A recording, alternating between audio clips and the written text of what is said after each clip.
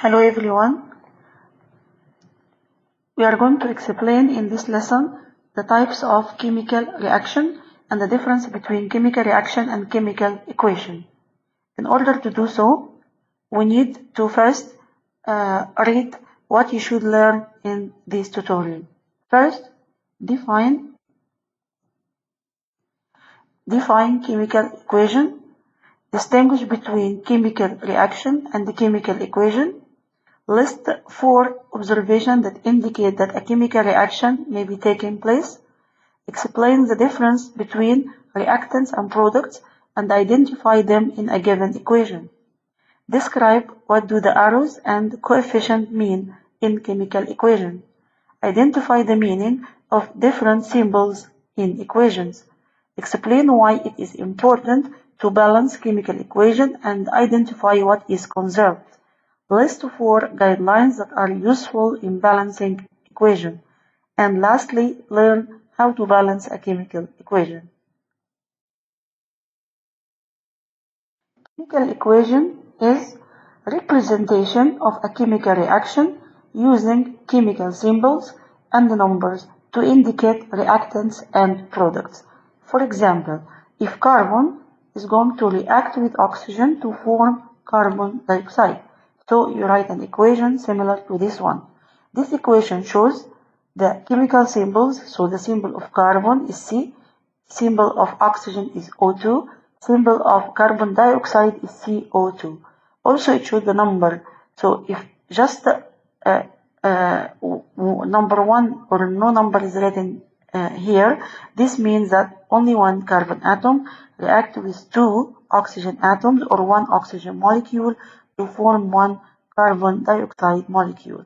Those are called reactants, okay, while carbon dioxide here is called a product. Now we need to know the difference between chemical reaction and chemical equation.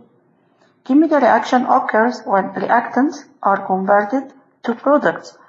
So when you say that you burn carbon in oxygen to form carbon dioxide, this is a chemical reaction.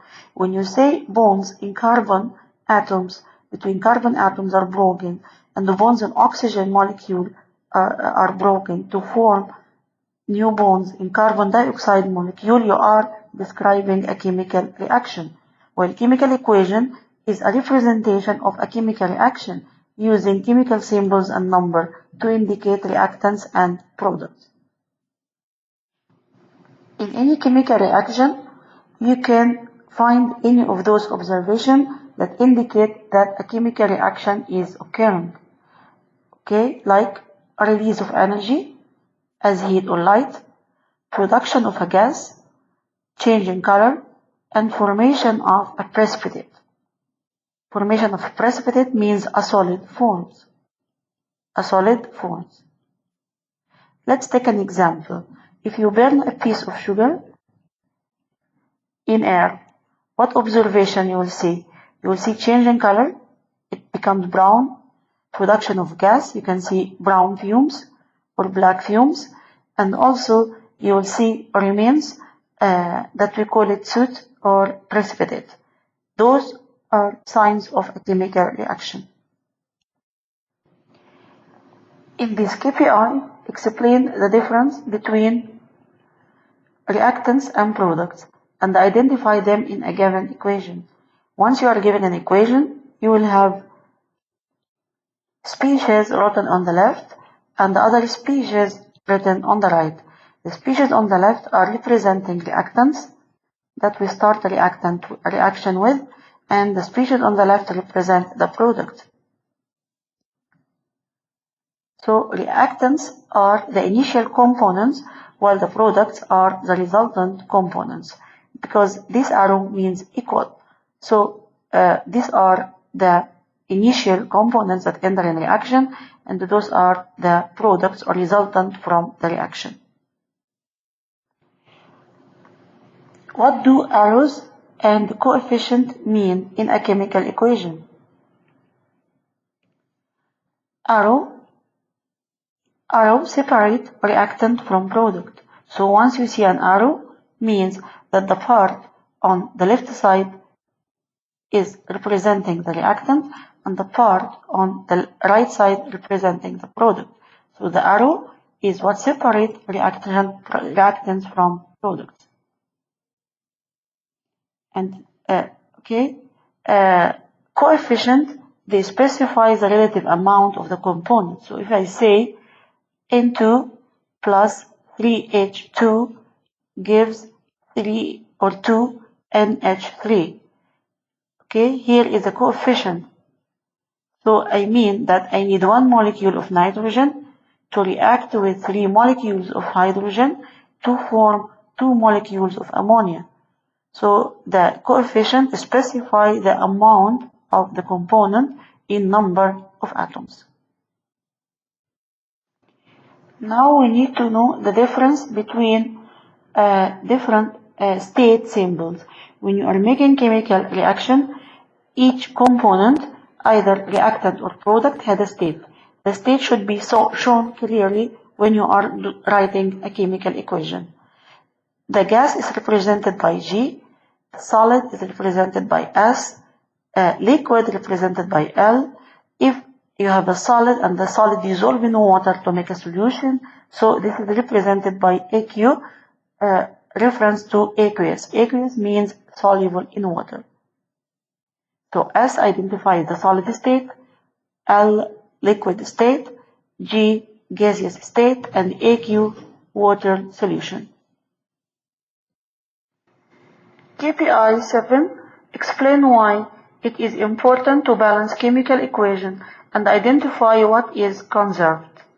You remember you studied before law of conservation of mass. Law of conservation of mass saying that mass is neither created nor destroyed in any chemical reaction according to the law of conservation of mass. This means that the number of atoms of all elements must be equal on both sides of the chemical equation. So the number of atoms on the right side of the arrow should equal the number of atoms on the left side of the arrow. In this way, the mass and number of atoms will be conserved. Let's take an example. If we make a reaction between carbon and oxygen to produce carbon dioxide, you will recognize that one carbon atom reacts with 2 oxygen atoms to form carbon dioxide molecule. Number of carbon atoms is conserved, and also the number of oxygen atoms is conserved. So both the mass and number of atoms will be conserved in any chemical equation. Another example, if we make a reaction between nitrogen and hydrogen to form ammonia. This is the balanced equation. If you look at this balanced equation, you will recognize that 2 nitrogen atoms are used in the reaction and the 2 nitrogen atoms are produced.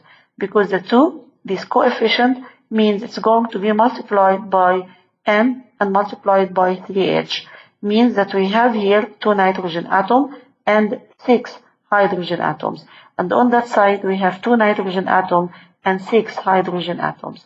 So the number of atoms is conserved, and of both atoms of nitrogen and the hydrogen, as well as their masses, because we expect that the mass of nitrogen does not change before and after the reaction, and also the hydrogen mass will not change before and after the reaction.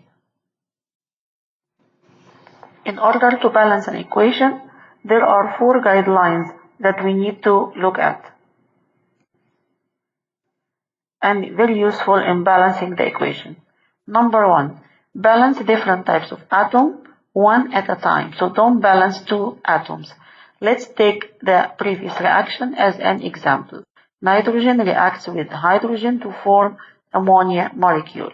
If you look at this equation, you will recognize that it is not balanced because 2 nitrogen atoms have been entered in reaction while only 1 N is produced from the reaction. So first we need to balance nitrogen atom. In order to balance nitrogen atom, we are going to put here 2 ammonia molecule, because these 2 means that you have NH3 plus NH3. So now the number of nitrogen atom is conserved. Secondly, let's look for the other types of atoms, okay, that appear on each side first. So I have here 2 hydrogen atoms in reactants, and in the product I have 6 now, because 2 multiplied 3 equals 6. So now our role now is to balance the number of hydrogen atoms. In order to make the hydrogen atom in the reactant equal 6, you need to multiply this number by 3. So 3 into 2 equal 6. So now I have 6 hydrogen atom in reactant and 6 hydrogen atom in the product. Okay. The last thing you need to know is we finalize our balancing with balancing hydrogen and then oxygen. This will be the last atoms to be balanced. If you have a polyatomic ion in any chemical equation, if the polyatomic ion does not change, just count it as one atom. Let's take an example to explain this. If a reaction takes place between Na2SO4 plus HCl, this reaction produces NaCl plus H2SO4. Let's first balance. In this equation, you will recognize that the number of sodium atom is not the same. So in order to balance the sodium atoms, we will put here 2 as a coefficient. Remember that this 2 means that we are using 2 molecules of NaCl. So 2 Na and 2 Cl. Okay, so now sodium atoms have been balanced. Okay, let's take a look at SO4. In this case, SO4 does not change before and after the reaction. So I have been used here 1SO4 and resultant 1SO4. So the SO4, which is a polyatomic ion, will be treated as one unit or single unit. Third part you need to balance is the number of Cl. Okay, here we have 2 Cl atoms, but on the left hand side we have only 1 Cl. To make this number 2, we are going to use 2 molecules of HCl, meaning that we are going to put 2 here as a coefficient.